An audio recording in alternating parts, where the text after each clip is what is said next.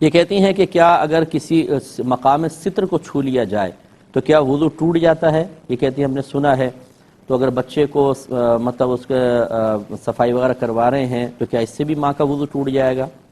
دیکھیں اس سے وضو ٹوٹنے کا کوئی تعلق نہیں ہے، یہ بلکہ ایک صحابی نے نبی کریم صلی اللہ علیہ وسلم سے بالکل بعینی یہی کویسچن کیا تو میرے آقا صلی اللہ علیہ وسلم نے ارشاد فرمایا کہ مقام ستر بھی تو آپ کے جسم کے باقی حصوں کی طرح ایک حصہ ہے،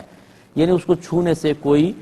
وضو پہ کوئی فرق نہیں پڑتا، بلا ضرورت چھونا نہیں چاہیے لیکن کوئی اس سے فرق نہیں پڑتا۔ اس طرح جیسے ماں بچے کو دھلا رہی ہے، اگر فرض کر لیں کوئی نجاست لگ بھی جاتی ہے وضو نہیں ٹوٹے گا، صرف اتنے حصے کو پاک کر لیں بس ٹھیک ہے، وضو اپنی جگہ پر قائم رہے گا۔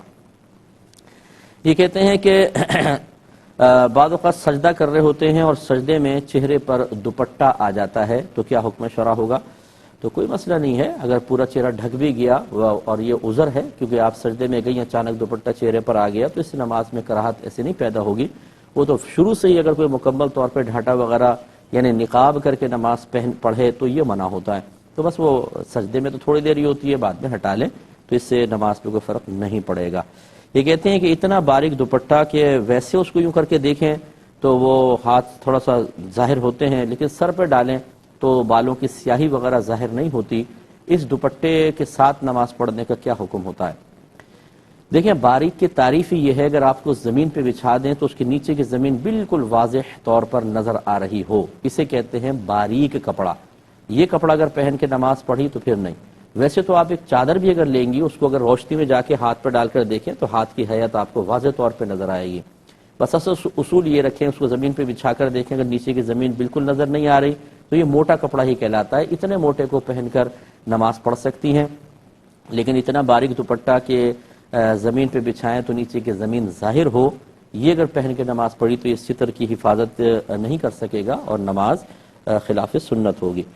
ایک انہوں نے کہا کہ بعض اوقات جیسے ہم واش روم جا رہے ہیں تو باہر